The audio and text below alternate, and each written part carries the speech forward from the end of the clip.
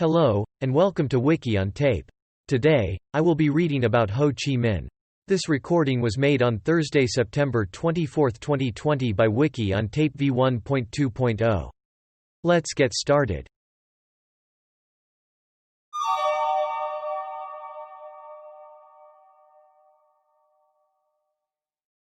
Summary. Ho Chi Minh, born Nguyen Sinh Cung, also known as Nguyen Tat Ton, Nguyen I Quoc, Bac Ho, or simply Bac, was a Vietnamese revolutionary and politician. He served as Prime Minister of Vietnam from 1945 to 1955 and President from 1945 to 1969. Ideologically a Marxist-Leninist, he served as Chairman and First Secretary of the Workers' Party of Vietnam. Ho Chi Minh led the Viet Minh independence movement from 1941 onward, establishing the communist-ruled Democratic Republic of Vietnam in 1945 and defeating the French Union in 1954 at the Battle of Dien Bien Phu, ending the First Indochina War. He was a key figure in the People's Army of Vietnam and the Viet Cong during the Vietnam War, which lasted from 1955 to 1975. Democratic Republic of Vietnam was victorious against the United States and was reunified with the Republic of South Vietnam in 1976. Saigon, the former capital of South Vietnam, was renamed Ho Chi Minh City in his honor. Ho officially stepped down from power in 1965 due to health problems and died in 1969. Ho Chi Minh's life before he came to power in Vietnam is ambiguous. He is known to have used between 50 to 200 pseudonyms. His birth is subject to academic debate.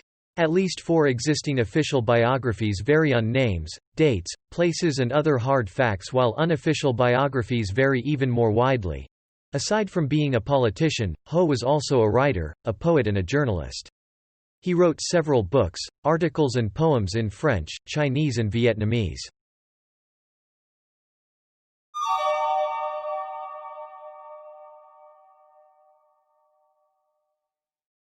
Early life. Ho Chi Minh was born as Nguyen Sinh Cung in 1890 in the village of Hoang Tru, his mother's village. Although 1890 is generally accepted as his birth year, at various times he used 4 other birth years, 1891, 1892, 1894 and 1895. From 1895, he grew up in his father Nguyen Sinh Sac's village of Lang Sen, Kim Lien, Nam Dan, and Nguyen Province. He had 3 siblings, his sister Bac Lien, a clerk in the French army, his brother Nguyen Sinh Kim, a geomancer and traditional herbalist, and another brother, who died in infancy.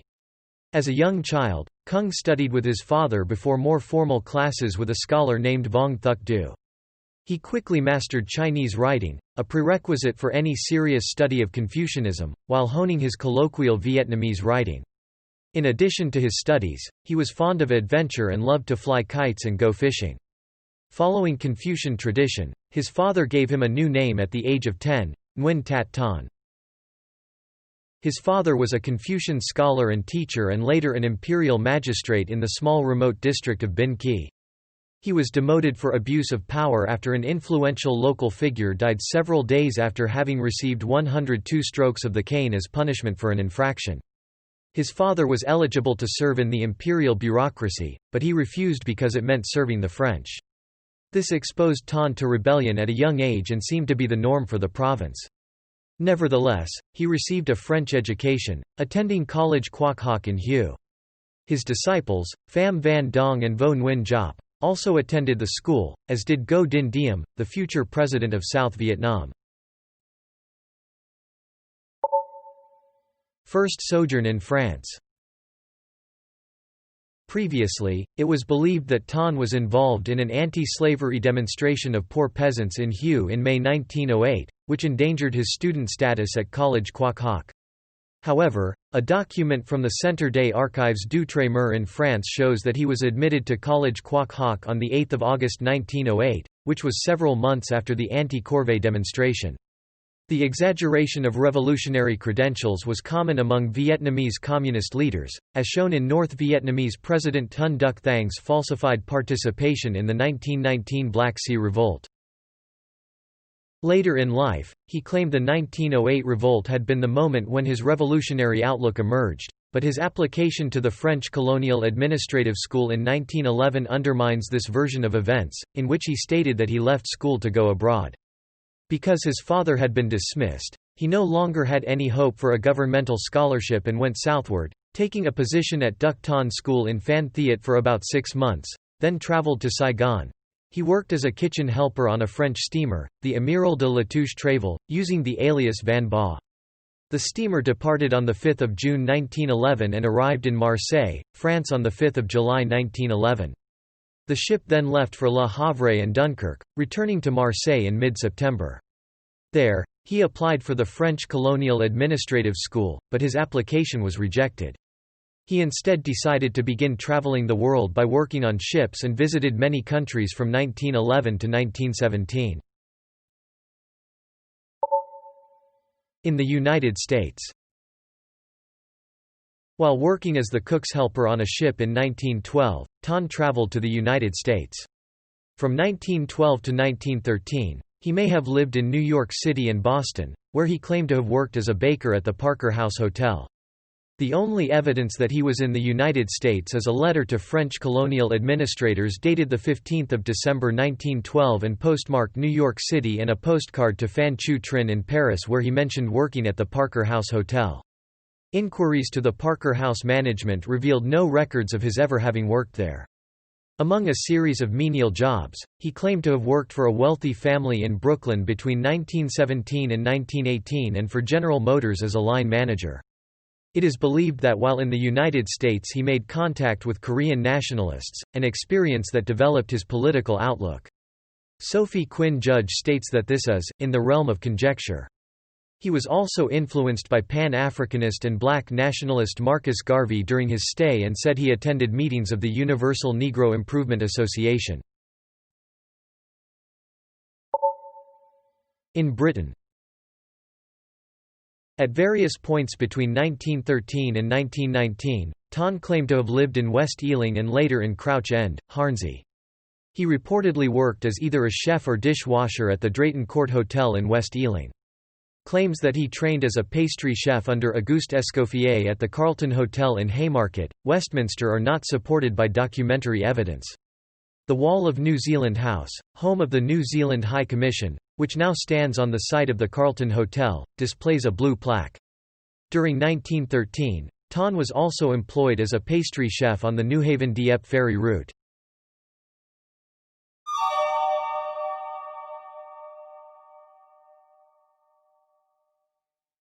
Political education in France. From 1919 to 1923, Ton began to show an interest in politics while living in France, being influenced by his friend and Socialist Party of France comrade Marcel Cachin. Ton claimed to have arrived in Paris from London in 1917, but the French police only had documents recording his arrival in June 1919. In Paris he joined the Groupe des Patriotes Annamites that included Phan Chu Trinh, Phan Van Trong, Nguyen The Truyen and Nguyen An Ninh. They had been publishing newspaper articles advocating for Vietnamese independence under the pseudonym Nguyen I Quoc prior to Ton's arrival in Paris.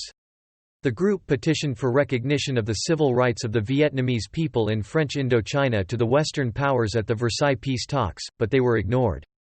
Citing the principle of self-determination outlined prior to the peace accords, they requested the Allied powers to end French colonial rule of Vietnam and ensure the formation of an independent government. Prior to the conference, the group sent their letter to Allied leaders, including Prime Minister Georges Clemenceau and President Woodrow Wilson. They were unable to obtain consideration at Versailles, but the episode would later help establish the future Ho Chi Minh as the symbolic leader of the anti-colonial movement at home in Vietnam. Since Ton was the public face behind the publication of the document, he soon became known as Nguyen I Quoc and first used the name in September during an interview with a Chinese newspaper correspondent. Many authors have stated that 1919 was a lost, Wilsonian moment, where the future Ho Chi Minh could have adopted a pro-American and less radical position if only President Wilson had received him. However, at the time of the Versailles Conference, Ho Chi Minh was committed to a socialist program. While the conference was ongoing, Nguyen I Quoc was already delivering speeches on the prospects of Bolshevism in Asia and was attempting to persuade French socialists to join Lenin's Communist International. In December 1920, Kwok became a representative to the Congress of Tours of the Socialist Party of France, voted for the Third International and was a founding member of the French Communist Party. Taking a position in the Colonial Committee of the party, he tried to draw his comrades' attention towards people in French colonies including Indochina, but his efforts were often unsuccessful. While living in Paris, he reportedly had a relationship with a dressmaker named Marie Brière. As discovered in 2018, Kwok also had relations with the members of Provisional Government of the Republic of Korea like Kim Kyu-sik while in Paris. During this period, he began to write journal articles and short stories as well as running his Vietnamese nationalist group. In May 1922, he wrote an article for a French magazine criticizing the use of English words by French sportswriters. The article implored Prime Minister Raymond Poincaré to outlaw such franglais as le manager, le round and le knockout. His articles and speeches caught the attention of Dmitry Minulsky, who would soon sponsor his trip to the Soviet Union and under whose tutelage he would become a high-ranking member of the Soviet Comintern.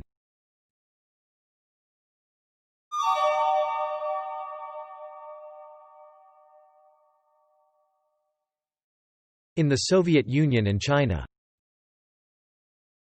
In 1923, Kwok left Paris for Moscow carrying a passport with the name Chen Vang, a Chinese merchant, where he was employed by the Comintern, studied at the Communist University of the Toilers of the East and participated in the Fifth Comintern Congress in June 1924 before arriving in Canton, China in November 1924 using the name Li Tui.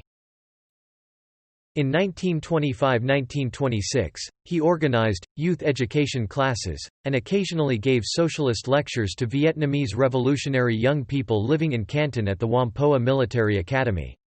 These young people would become the seeds of a new revolutionary, pro-communist movement in Vietnam several years later. According to William Diker, he lived with a Chinese woman, Zeng Zuming, whom he married on 18 October 1926. When his comrades objected to the match, he told them, "I will get married despite your disapproval because I need a woman to teach me the language and keep house." She was 21 and he was 36. They married in the same place where Zhou Enlai had married earlier and then lived in the residence of a Comintern agent, Mikhail Borodin. Hoang Van Kai argued that in June 1925 he betrayed Phan Boi Chau, the famous leader of a rival revolutionary faction and his father's old friend, to French Secret Service agents in Shanghai for 100,000 piastres. A source states that he later claimed he did it because he expected Chau's trial to stir up anti-French sentiment and because he needed the money to establish a communist organization. In Ho Chi Minh, A Life, William Diker considered this hypothesis, but ultimately rejected it. Other sources claim that Nguyen Thuong Huyen was responsible for Chau's capture. Chau, sentenced to lifetime house arrest, never denounced Kwok. After Chiang Kai-shek's 1927 anti-communist coup, Kwok left Canton again in April 1927 and returned to Moscow, spending part of the summer of 1927 recuperating from tuberculosis in Crimea before returning to Paris once more in November. He then returned to Asia by way of Brussels, Berlin, Switzerland and Italy, where he sailed to Bangkok, Thailand, arriving in July 1928. Although we have been separated for almost a year, our feelings for each other do not have to be said to be felt, he reassured Min in an intercepted letter. In this period, he served as a senior agent undertaking Comintern activities in Southeast Asia. Kwok remained in Thailand, staying in the Thai village of Nachok until late 1929, when he moved on to India and then Shanghai.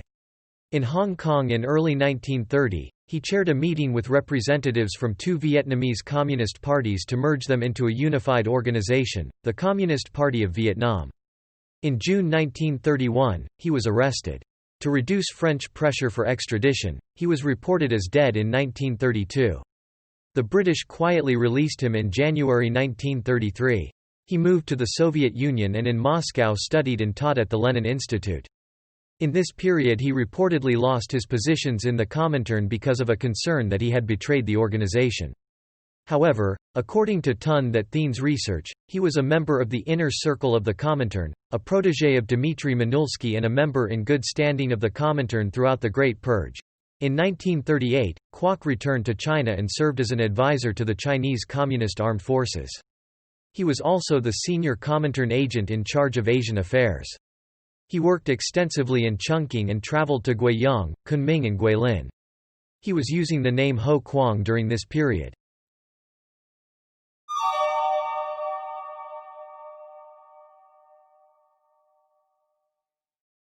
Independence movement.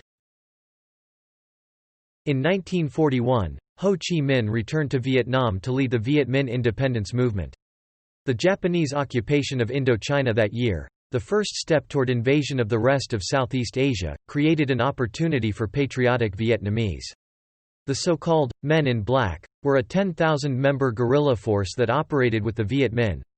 He oversaw many successful military actions against the Vichy France and Japanese occupation of Vietnam during World War II, supported closely yet clandestinely by the United States Office of Strategic Services and later against the French bid to reoccupy the country. He was jailed in China by Chiang Kai-shek's local authorities before being rescued by Chinese communists. Following his release in 1943, he returned to Vietnam. It was during this time that he began regularly using the name Ho Chi Minh, a Vietnamese name combining a common Vietnamese surname with a given name meaning, bright spirit, or, clear will.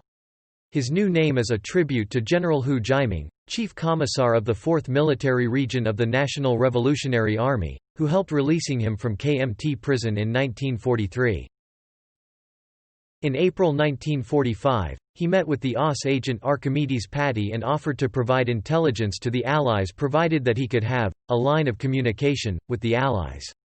The OSS agreed to this and later sent a military team of OSS members to train his men, and Ho Chi Minh himself was treated for malaria and dysentery by an OSS doctor. Following the August Revolution organized by the Viet Minh, Ho Chi Minh became chairman of the provisional government and issued a proclamation of independence of the Democratic Republic of Vietnam.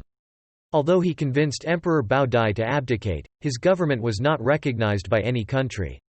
He repeatedly petitioned President Harry S. Truman for support for Vietnamese independence, citing the Atlantic Charter, but Truman never responded.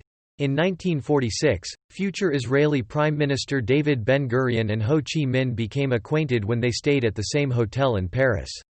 He offered Ben-Gurion a Jewish home in exile in Vietnam. Ben-Gurion declined, telling him, "I am certain we shall be able to establish a Jewish government in Palestine." In 1946, when he traveled outside of the country, his subordinates imprisoned 2,500 non-communist nationalists and forced 6,000 others to flee. Hundreds of political opponents were jailed or exiled in July 1946, notably members of the Nationalist Party of Vietnam and the Dai Viet National Party after a failed attempt to raise a coup against the Viet Minh government.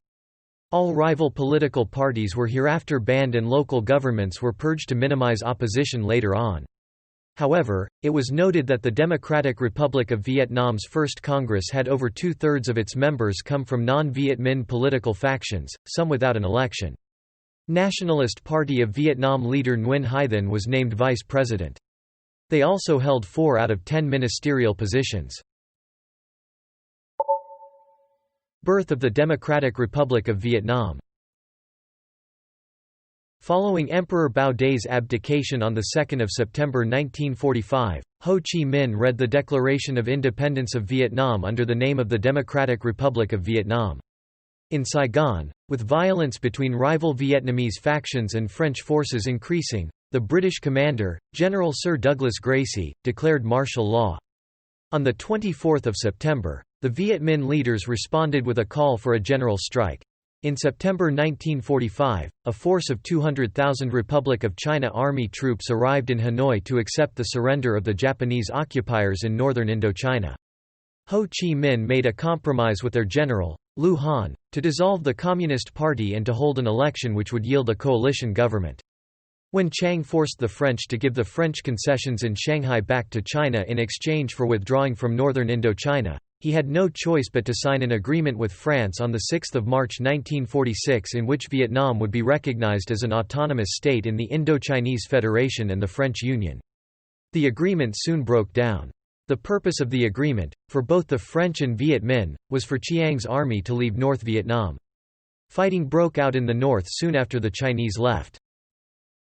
Historian Professor Liam Kelly of the University of Hawaii at Manoa on his Lei Min Kai's Se Asian History blog challenged the authenticity of the alleged quote where Ho Chi Minh said he "Would rather smell French shit for 5 years than eat Chinese shit for 1,000, noting that Stanley Carnow provided no source for the extended quote attributed to him in his 1983 Vietnam, A History, and that the original quote was most likely forged by the Frenchman Paul Meuse in his 1952 book Vietnam, Sociologie d'une guerre. Meuse was a supporter of French colonialism in Vietnam, and Ho Chi Minh believed there was no danger of Chinese troops staying in Vietnam. The Vietnamese at the time were busy spreading anti-French propaganda as evidence of French atrocities in Vietnam emerged, while Ho Chi Minh showed no qualms about accepting Chinese aid after 1949. The Viet Minh then collaborated with French colonial forces to massacre supporters of the Vietnamese nationalist movements in 1945–1946, and of the Trotskyists. Trotskyism in Vietnam did not rival the party outside of the major cities, but particularly in the south, in Saigon, Cochin China, they had been a challenge. From the outset, they had called for armed resistance to a French restoration and for an immediate transfer of industry to workers and land to peasants. The French socialist leader Daniel Guérin recalls that when in Paris in 1946 he asked Ho Chi Minh about the fate of the Trotskyist leader Ta Tu Thao, Ho Chi Minh had replied, with unfeigned emotion, that, "Thou was a great patriot and we mourn him," but then a moment later added in a steady voice, "All those who do not follow the line which I have laid down will be broken." The Communists eventually suppressed all non-communist parties, but they failed to secure a peace deal with France. In the final days of 1946, after a year of diplomatic failure and many concessions in agreements, such as the Dalot and Fontainebleau conferences, the Democratic Republic of Vietnam government found that war was inevitable. The bombardment of Haiphong by French forces at Hanoi only strengthened the belief that France had no intention of allowing an autonomous, independent state in Vietnam. The bombardment of Haiphong reportedly killed more than 6,000 Vietnamese civilians. French forces marched into Hanoi, now the capital city of the Socialist Republic of Vietnam. On 19 December 1946, after the Haiphong incident, Ho Chi Minh declared war against the French Union, marking the beginning of the Indochina War. The Vietnam National Army, mostly armed with machetes and muskets, immediately attacked. They assaulted the French positions, smoking them out with straw bundled with chili pepper, destroying armored vehicles with lunge mines, and Molotov cocktails, holding off attackers by using roadblocks, landmines and gravel. After 2 months of fighting, the exhausted Viet Minh forces withdrew after systematically destroying any valuable infrastructure. Ho was reported to be captured by a group of French soldiers led by Jean-Étienne Valois at Viet Bac in Operation Lee. The person in question turned out to be a Viet Minh advisor who was killed trying to escape.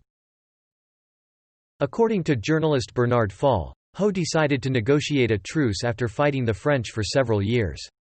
When the French negotiators arrived at the meeting site, they found a mud hut with a thatched roof. Inside they found a long table with chairs. In one corner of the room, a silver ice bucket contained ice and a bottle of good champagne, indicating that Ho expected the negotiations to succeed. One demand by the French was the return to French custody of a number of Japanese military officers for them to stand trial for war crimes committed during World War II. Ho Chi Minh replied that the Japanese officers were allies and friends whom he could not betray, therefore he walked out to 7 more years of war. In February 1950, after the successful removal of the French border blockade, he met with Joseph Stalin and Mao Zedong in Moscow after the Soviet Union recognized his government. They all agreed that China would be responsible for backing the Viet Minh. Mao Zedong's emissary to Moscow stated in August that China planned to train 60,000 to 70,000 Viet Minh in the near future. The road to the outside world was open for Viet Minh forces to receive additional supplies which would allow them to escalate the fight against the French regime throughout Indochina. At the outset of the conflict, Ho reportedly told a French visitor, "You can kill 10 of my men for every one I kill of yours. But even at those odds, you will lose and I will win." In 1954, the First Indochina War came to an end after the decisive Battle of Dien Bien Phu, where more than 10,000 French soldiers surrendered to the Viet Minh. The subsequent Geneva Accords peace process partitioned North Vietnam at the 17th parallel. Arthur Dahman estimates that the Viet Minh killed between 50,000 and 100,000 civilians during the war. However, Smedberg estimates that there were less than 150,000 civilian casualties. By comparison to Dahman's calculation, Benjamin Valentino estimates that the French were responsible for 60,000 to 250,000 civilian deaths.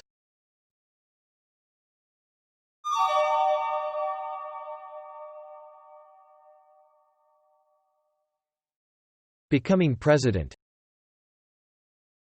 The 1954 Geneva Accords concluded between France and the Viet Minh, allowing the latter's forces to regroup in the north whilst anti-communist groups settled in the south. His Democratic Republic of Vietnam relocated to Hanoi and became the government of North Vietnam, a communist-led one-party state. Following the Geneva Accords, there was to be a 300-day period in which people could freely move between the two regions of Vietnam, later known as South Vietnam and North Vietnam. During the 300 days, Diem and CIA advisor Colonel Edward Lansdale staged a campaign to convince people to move to South Vietnam. The campaign was particularly focused on Vietnam's Catholics, who were to provide Diem's power base in his later years, with the use of the slogan, "God has gone south." Between 800,000 and 1 million people migrated to the south, mostly Catholics. At the start of 1955, French Indochina was dissolved, leaving Diem in temporary control of the south. All the parties at Geneva called for reunification elections, but they could not agree on the details. Recently appointed Viet Minh acting Foreign Minister Pham Van Dong proposed elections under the supervision of local commissions. The United States, with the support of Britain and the Associated States of Vietnam, Laos and Cambodia, suggested United Nations supervision. This plan was rejected by Soviet Representative Vyacheslav Molotov, who argued for a commission composed of an equal number of communist and non-communist members, which could determine important issues only by unanimous agreement. The negotiators were unable to agree on a date for the elections for reunification. North Vietnam argued that the elections should be held within 6 months of the ceasefire, while the Western Allies sought to have no deadline. Molotov proposed June 1955, then later softened this to any time in 1955 and finally July 1956.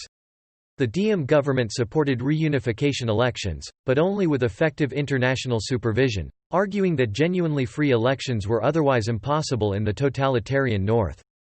By the afternoon of 20 July, the remaining outstanding issues were resolved as the parties agreed that the partition line should be at the 17th parallel and the elections for a reunified government should be held in July 1956, 2 years after the ceasefire.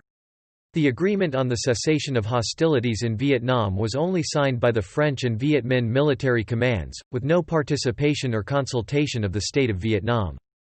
Based on a proposal by Chinese delegation head Zhou Enlai, an international control commission chaired by India, with Canada and Poland as members, was placed in charge of supervising the ceasefire.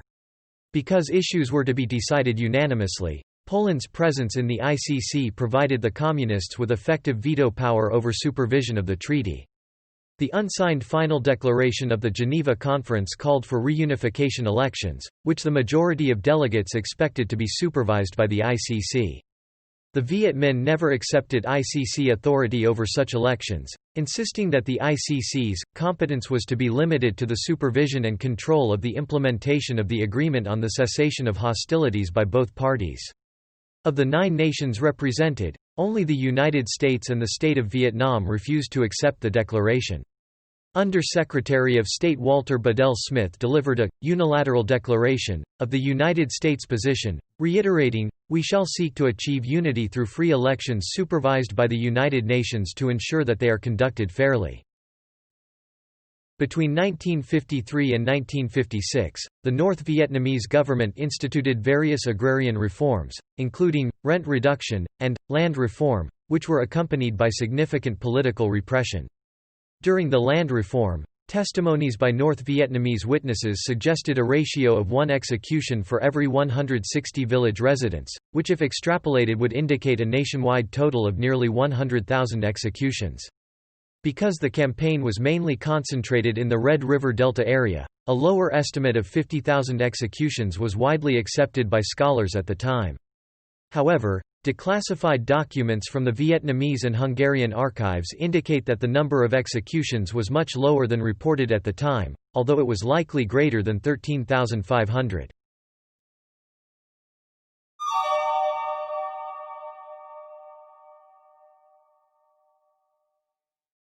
The Vietnam War. As early as June 1956, the idea of overthrowing the South Vietnamese government was presented at a Politburo meeting. In 1959, Ho Chi Minh began urging the Politburo to send aid to the Viet Cong in South Vietnam, and a «People's War» on the South was approved at a session in January 1959, and this decision was confirmed by the Politburo in March. North Vietnam invaded Laos in July 1959 aided by the Pathet Lao and used 30,000 men to build a network of supply and reinforcement routes running through Laos and Cambodia that became known as the Ho Chi Minh Trail. It allowed the North to send manpower and material to the Viet Cong with much less exposure to South Vietnamese forces, achieving a considerable advantage. To counter the accusation that North Vietnam was violating the Geneva Accord, the independence of the Viet Cong was stressed in communist propaganda. North Vietnam created the National Liberation Front of South Vietnam in December 1960 as a «united front», or political branch of the Viet Cong intended to encourage the participation of non-communists. At the end of 1959, conscious that the national election would never be held and that Diem intended to purge opposing forces from the South Vietnamese society, Ho Chi Minh informally chose Le Duan to become the next party leader. This was interpreted by Western analysts as a loss of influence for Ho, who was said to actually have preferred the more moderate Vo Nguyen Giap for the position. From 1959 onward, the elderly Ho became increasingly worried about the prospect of his death, and that year he wrote down his will. Le Duan was officially named party leader in 1960, leaving Ho to function in a secondary role as head of state and member of the Politburo. He nevertheless maintained considerable influence in the government. Le Duan, To Hu, Trong Chin and Pham Van Dong often shared dinner with Ho, and all of them remained key figures throughout and after the war. In the early 1960s, the North Vietnamese Politburo was divided: the North First faction, who favored focusing on the economic development of North Vietnam, and the South First faction, who favored a guerrilla war in South Vietnam to reunite Vietnam in the near future. Between 1961 and 1963, 40,000 communist soldiers infiltrated into South Vietnam from the north. In 1963, Ho purportedly corresponded with South Vietnamese President Diem in hopes of achieving a negotiated peace. During the so-called Manelli Affair of 1963, a French diplomatic initiative was launched with the aim of achieving a federation of the two Vietnams, which would be neutral in the Cold War. The four principal diplomats involved in the Manelli Affair were Ramchunder Go Burdon, the Indian Chief Commissioner of the ICC, Mieczysław Manelli, the Polish Commissioner to the ICC, Roger Lalouette, the French Ambassador to South Vietnam, and Giovanni Dorlandi, the Italian Ambassador to South Vietnam. Manelli reported that Ho was very interested in the signs of a split between President Diem and President Kennedy, and that his attitude was, "Our real enemies are the Americans. Get rid them, and we can cope with Diem and you afterward." At a meeting in Hanoi held in French, Ho told Go Burdon that Diem was, in his own way, a patriot, noting that Diem had opposed French rule over Vietnam, and ended the meeting saying that the next time Go Burdon met Diem, shake hands with him for me. The North Vietnamese Premier Pham Van Dong, speaking on behalf of Ho, told Manelli he was interested in the peace plan, saying that just as long as the American advisors left South Vietnam, we can come to an agreement with any Vietnamese. On 2 September 1963, Manelli met with Go Dinh Nhu, the younger brother and right-hand man to Diem, to discuss the French peace plan. It remains unclear if the Go brothers were serious about the French peace plan or were merely using the possibility of accepting it to blackmail the United States into supporting them at a time when the Buddhist crisis had seriously strained relations between Saigon and Washington. Supporting the latter theory is the fact that Nhu promptly leaked his meeting with Manelli to the American columnist Joseph Alsop, who publicized it in a column entitled, "Very Ugly Stuff." The mere possibility that the Go brothers might accept the peace plan helped persuade the Kennedy administration to support the coup against them. On 1 November 1963, a coup overthrew Diem, who was killed the next day together with his brother. Diem had followed a policy of deconstructing the state, by creating a number of overlapping agencies and departments who were encouraged to feud with one another in order to disorganize the South Vietnamese state to such an extent that he hoped that it would make a coup against him impossible. When Diem was overthrown and killed, without any kind of arbiter between the rival arms of the South Vietnamese state, South Vietnam promptly disintegrated. The American Defense Secretary Robert McNamara reported after visiting South Vietnam in December 1963 that, "There is no organized government worthy of the name," in Saigon. At a meeting of the plenum of the Politburo in December 1963, Le Duan's South First faction triumphed with the Politburo passing a resolution calling for North Vietnam to complete the overthrow of the regime in Saigon as soon as possible, while the members of the North First faction were dismissed.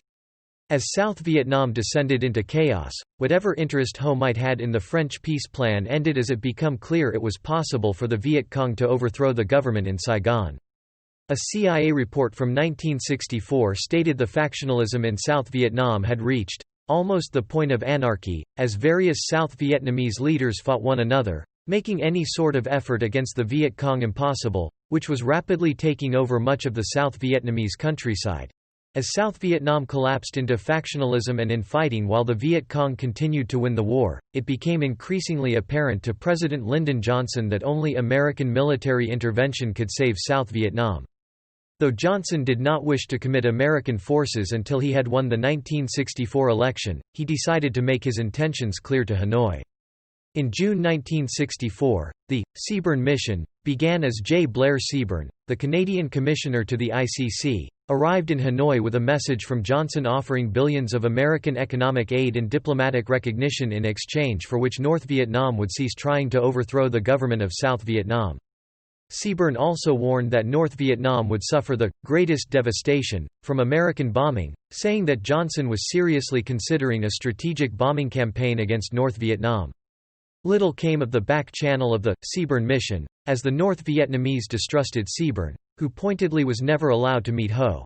In late 1964, People's Army of Vietnam combat troops were sent southwest into officially neutral Laos and Cambodia.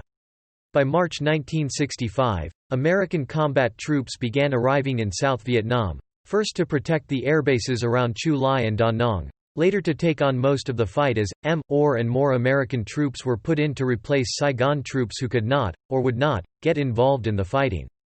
As fighting escalated, widespread aerial and artillery bombardment all over North Vietnam by the United States Air Force and Navy began with Operation Rolling Thunder. On the 8th to the 9th of April 1965, Ho made a secret visit to Beijing to meet Mao Zedong. It was agreed that no Chinese combat troops would enter North Vietnam unless the United States invaded North Vietnam, but that China would send support troops to North Vietnam to help maintain the infrastructure damaged by American bombing. There was a deep distrust and fear of China within the North Vietnamese Politburo, and the suggestion that Chinese troops, even support troops, be allowed into North Vietnam, caused outrage in the Politburo. Ho had to use all his moral authority to obtain the Politburo's approval.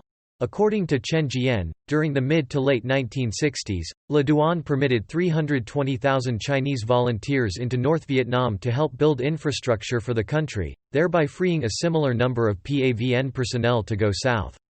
There are no sources from Vietnam, the United States, or the Soviet Union that confirm the number of Chinese troops stationed in North Vietnam. However, the Chinese government later admitted to sending 320,000 Chinese soldiers to Vietnam during the 1960s and spent over $20 billion to support Hanoi's regular North Vietnamese Army and Viet Cong guerrilla units. To counter the American bombing, the entire population of North Vietnam was mobilized for the war effort, with vast teams of women being used to repair the damage done by the bombers, often at a speed that astonished the Americans. The bombing of North Vietnam proved to be the principal obstacle to opening peace talks, as Ho repeatedly stated that no peace talks would be possible unless the United States unconditionally ceased bombing North Vietnam. Like many of the other leaders of the newly independent states of Asia and Africa, Ho was extremely sensitive about threats, whatever perceived or real, to his nation's independence and sovereignty. Ho regarded the American bombing as a violation of North Vietnam's sovereignty, and he felt that to negotiate with the Americans reserving the right to bomb North Vietnam should he not behave as they wanted him to do, would diminish North Vietnam's independence. In March 1966, a Canadian diplomat, Chester Ronning, arrived in Hanoi with an offer to use his good offices to begin peace talks. However, the Ronning mission foundered upon the bombing issue, as the North Vietnamese demanded an unconditional halt to the bombing, an undertaking that Johnson refused to give. In June 1966, Janusz Lewandowski, the Polish commissioner to the ICC, was able via Dorlandi to see Henry Cabot Lodge Jr., the American ambassador to South Vietnam, with an offer from Ho. Ho's offer for a «political compromise», as transmitted by Lewandowski, included allowing South Vietnam to maintain its alliance with the U.S., instead of becoming neutral, having the Viet Cong take part in negotiations for a coalition government, instead being allowed to automatically enter a coalition government, and allowing a «reasonable calendar» for the withdrawal of American troops instead of an immediate withdrawal. Operation Marigold, as the Lewandowski Channel came to be code-named, almost led to American North Vietnamese talks in Warsaw in December 1966, but collapsed over the bombing issue. In January 1967, General Nguyen Khai Thanh, the commander of the forces in South Vietnam, returned to Hanoi, to present a plan that became the genesis of the Tet Offensive a year later. Thanh expressed much concern about the Americans invading Laos to cut the Ho Chi Minh Trail, and to preempt this possibility, urged an all-out offensive to win the war with a sudden blow. Le Duan supported Thanh's plans, which were stoutly opposed by the defense minister, General Vo Nguyen Giap, who preferred to continue with a guerrilla war, arguing that the superior American firepower would ensure the failure of Thanh's proposed offensive. With the Politburo divided, it was agreed to study and debate the issue more. In July 1967, Ho Chi Minh and most of the Politburo of the Communist Party met in a high-profile conference where they concluded the war had fallen into a stalemate. The American military presence forced the PAVN to expend the majority of their resources on maintaining the Ho Chi Minh Trail rather than reinforcing their comrades' ranks in the south. Ho seems to have agreed to Thanh's offensive because he wanted to see Vietnam reunified within his lifetime, and the increasingly ailing Ho was painfully aware that he did not have much time left. With Ho's permission, the Viet Cong planned a massive Tet offensive that would commence on 31 January 1968, with the aim of taking much of the South by force and dealing a heavy blow to the American military. The offensive was executed at great cost and with heavy casualties on Viet Cong's political branches and armed forces. The scope of the action shocked the world, which until then had been assured that the Communists were on the ropes. The optimistic spin that the American military command had sustained for years was no longer credible. The bombing of North Vietnam and the Ho Chi Minh Trail was halted, and American and Vietnamese negotiators held discussions on how the war might be ended. From then on, Ho Chi Minh and his government's strategy, based on the idea of avoiding conventional warfare and facing the might of the United States Army, which would wear them down eventually while merely prolonging the conflict, would lead to eventual acceptance of Hanoi's terms materialized. In early 1969, Ho suffered a heart attack and was in increasingly bad health for the rest of the year.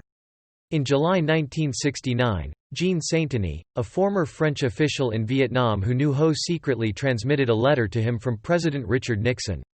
Nixon's letter proposed working together to end this tragic war, but also warned that if North Vietnam made no concessions at the peace talks in Paris by 1 November, Nixon would resort to measures of great consequence and force. Ho's reply, which Nixon received on 30 August 1969, made no concessions, as Nixon's threats apparently made no impression on him.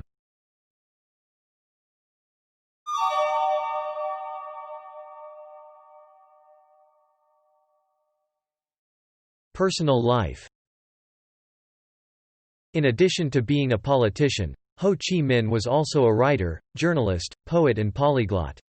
His father was a scholar and teacher who received a high degree in the Nguyen dynasty imperial examination. Ho was taught to master classical Chinese at a young age.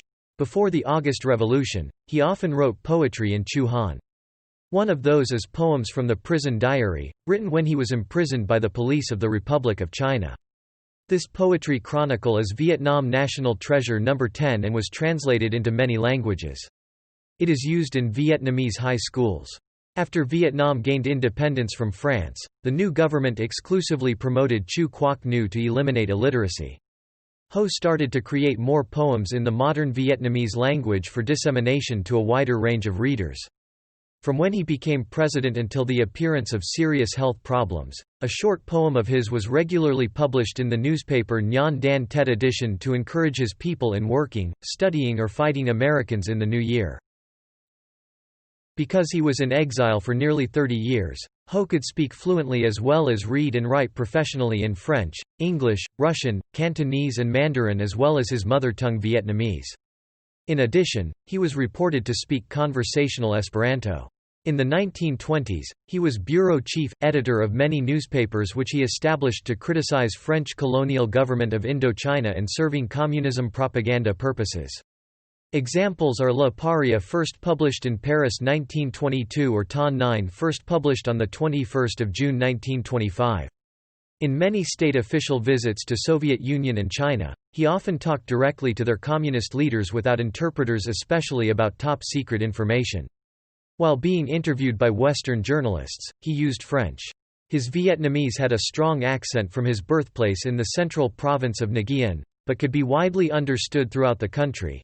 As president, he held formal receptions for foreign heads of state and ambassadors at the presidential palace, but he personally did not live there.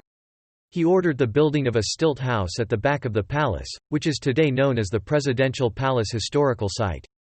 His hobbies included reading, gardening, feeding fish and visiting schools and children's homes.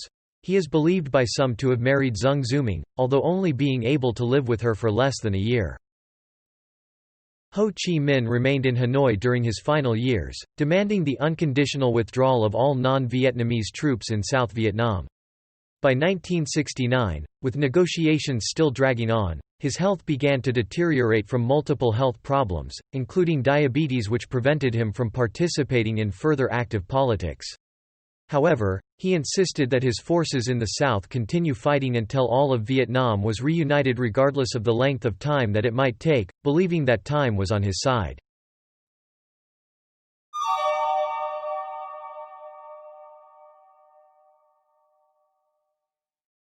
Death. With the outcome of the Vietnam War still in question, Ho Chi Minh died of heart failure at his home in Hanoi at 9:47 on the morning of 2 September 1969. He was 79 years old. His embalmed body is currently on display in a mausoleum in Ba Dinh Square in Hanoi despite his will, which stated that he wanted to be cremated.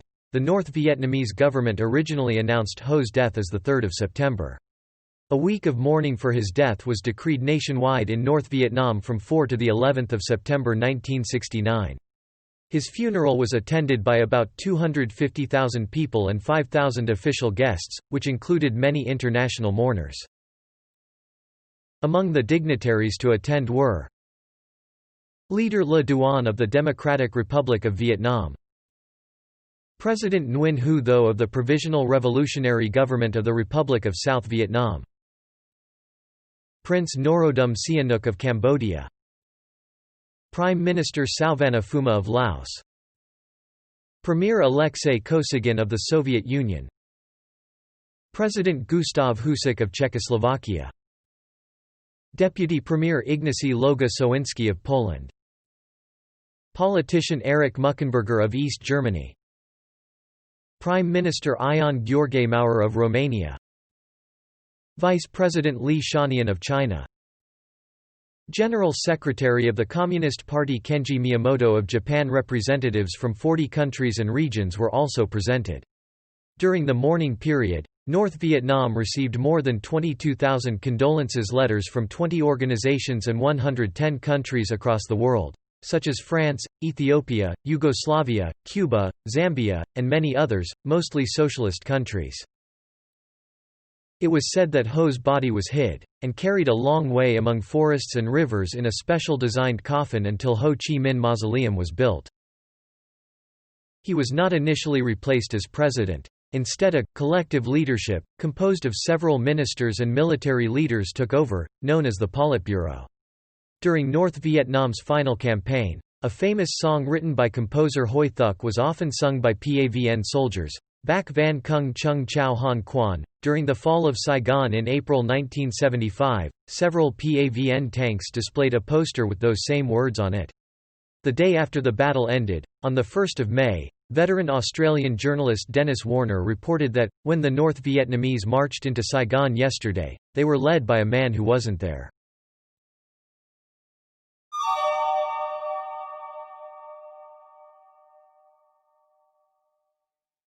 Legacy. Ho Chi Minh remains one of the most divisive figures in modern contemporary history. The Vietnamese Socialist Republic has sustained the personality cult of Uncle Ho, the bringer of light. It is comparable in many ways to that of Mao Zedong in China and of Kim Il-sung and Kim Jong-il in North Korea. There is the embalmed body on view in a massive mausoleum, the ubiquity of his image featured in every public building and schoolroom, and other displays of reverence, some unofficial, that verge on worship. In The Communist Road to Power in Vietnam, Diker suggests that the cult of Ho Chi Minh is indicative of a larger legacy, one that drew on elements traditional to the exercise of control and authority in Vietnamese society. Diker is drawn to an irresistible and persuasive comparison with China. As in China, leading party cadres were most likely to be intellectuals descended, like Ho Chi Minh, from rural scholar gentry families, in the interior. Conversely, the pioneers of constitutional nationalism tended to be from the more westernized, coastal South and to be from commercial families without a traditional Confucian background. In Vietnam, as in China, communism presented itself as a root and branch rejection of Confucianism, condemned for its ritualism, inherent conservatism and resistance to change.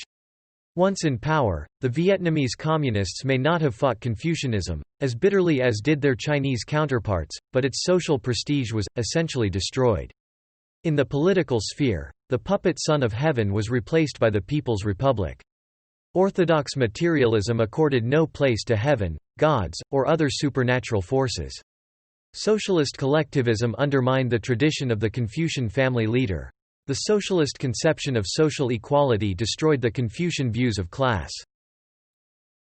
Yet Diker argues many were to find the new ideology congenial, precisely because of its similarities with the teachings of the Old Master, the belief in one truth, embodied in quasi-sacred texts, in an anointed elite, trained in an all-embracing doctrine and responsible for leading the broad masses and indoctrinating them in proper thought and behavior, in the subordination of the individual to the community, and in the perfectibility, through corrective action, of human nature. All of this, Diker suggests, was in some manner present in the aura of the new master, Chi Minh, the bringer of light, Uncle Ho, to whom all the desirable qualities of Confucian ethics are ascribed. Under Ho Chi Minh, Vietnamese Marxism developed, in effect, as a kind of reformed Confucianism, revised to meet the challenges of the modern era, and, not least among these, of total mobilization in the struggle for national independence and state power. This congeniality with Confucian tradition was remarked on by Nguyen Cac Vien, a leading Hanoi intellectual of the 1960s and 70s. In Confucianism and Marxism in Vietnam, Nguyen Cac Vien saw definite parallels between Confucian and party discipline, between the traditional scholar gentry and Ho Chi Minh's party cadres.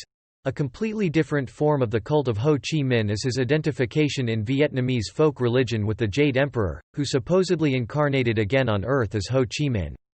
Today Ho Chi Minh as the Jade Emperor is supposed to speak from the spirit world through spiritualist mediums. The first such medium was one Madame Lang in the 1990s, but the cult acquired a significant number of followers through another medium, Madame Zoen. She established on 1 January 2001 Dao Ngoc Phat Ho Chi Minh, also known as Dao Bac Ho, at Den Hoa Bin in Khai Linh Sao Du district of Hai Duong province. She then founded the Peace Society of Heavenly Mediums.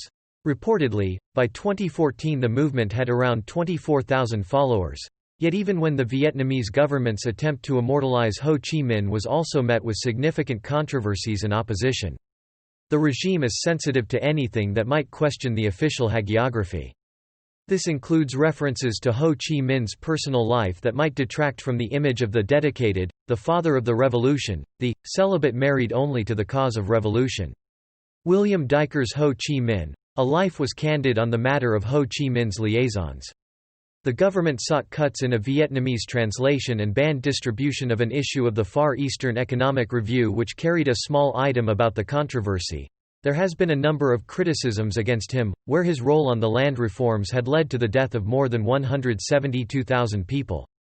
A large number of Vietnamese, mostly from diaspora communities and those who still live in modern southern Vietnam, which have strongly opposed the communist government, considered Ho Chi Minh as a leader who led Vietnam to suffer total destruction and a brutal campaign in terror's accordance to communist terrorism, including the instigation of Vietnam War that led to the complete destruction of Vietnamese nation.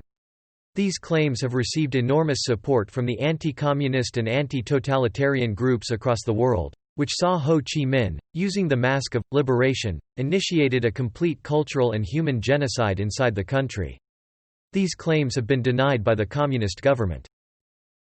Ho Chi Minh was listed as one of the war criminals in the Black Book of Communism, where he was accused of killing 1 million Vietnamese.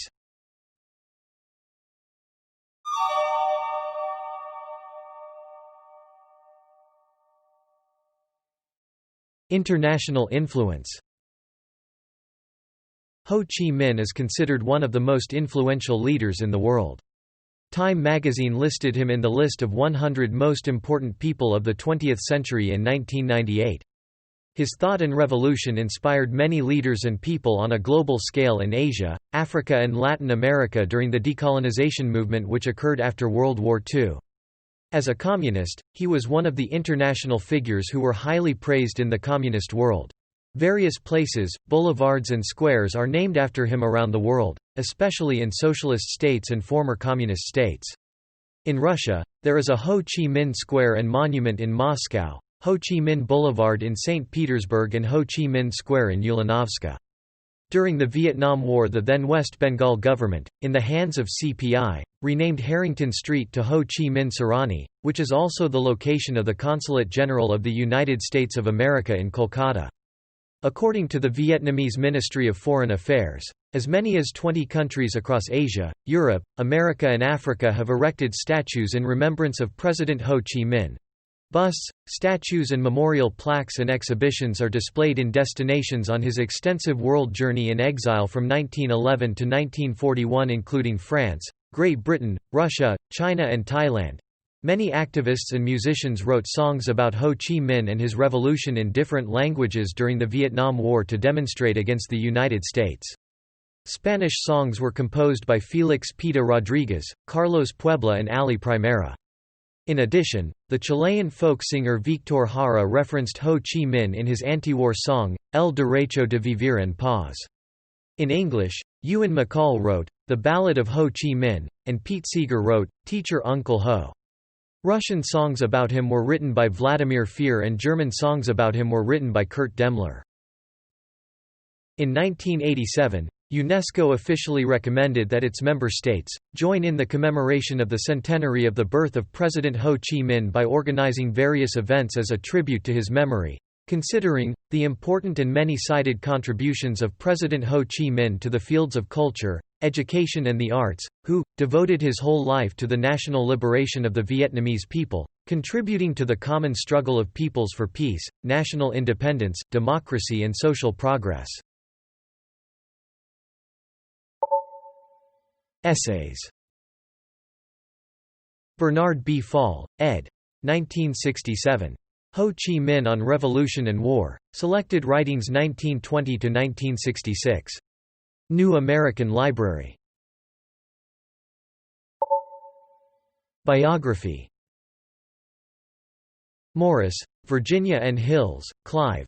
2018. Ho Chi Minh's Blueprint for Revolution, in the words of Vietnamese strategists and operatives, McFarland & Co. Inc. William J. Diker. 2000. Ho Chi Minh, A Life. Thea. Jean Lockacher. 1968. Ho Chi Minh, A Political Biography. Random House. Kak Huyen. 1971. Vision Accomplished? The Enigma of Ho Chi Minh. The Macmillan Company. David Halberstam. 1971. Ho. Roman and Littlefield. Ho Chi Minh Tone Tap. NXB Chin Tri Quoc Gia. Sophie Quinn Judge. 2003. Ho Chi Minh, The Missing Years. C. Hurst & Co. ISBN 1-85065-658-4. Ton That Thien, Was Ho Chi Minh a Nationalist? Ho Chi Minh and the Comintern Information and Resource Center, Singapore, 1990. Viet Minh, NLF and the Democratic Republic of Vietnam. William J. Diker. 1982. The Communist Road to Power in Vietnam. Westview Press. Hoang Van Khai. 1964. From Colonialism to Communism. Praeger. Trong Nhu Tang. 1986. A Viet Cong Memoir. Vintage. War in Vietnam. Francis Fitzgerald. 1972. Fire in the Lake. The Vietnamese and the Americans in Vietnam. Little, Brown and Company. David Hunt. 1993. The American War in Vietnam, SEEP Publications. Ilya Gaidik 2003 Confronting Vietnam. Soviet Policy Toward the Indochina Conflict, 1954–1963, Stanford University Press. Seth Jacobs. 2006 Cold War Mandarin. Go Din Diem and the Origins of America's War in Vietnam, 1950–1963, Rowman and Littlefield. Stanley Carnow. 1983. Vietnam. A History. Viking. A. J. Languth. 2000 Our Vietnam. The War 1954–1975. Simon & Schuster. Nguyen Lien Hang T. 2012 Hanoi's War. An International History of the War for Peace in Vietnam, University of North Carolina Press. Michael Schaefer 1988. Deadly Paradigms, The Failure of U.S. Counterinsurgency Policy, Princeton University Press. American Foreign Policy. Henry A. Kissinger. 1979. White House Years. Little, Brown. Richard Nixon. 1987. No More Vietnams. Arbor House Pub Co. Thanks for listening to Wiki on Tape. I hope you drop by again sometime. Goodbye.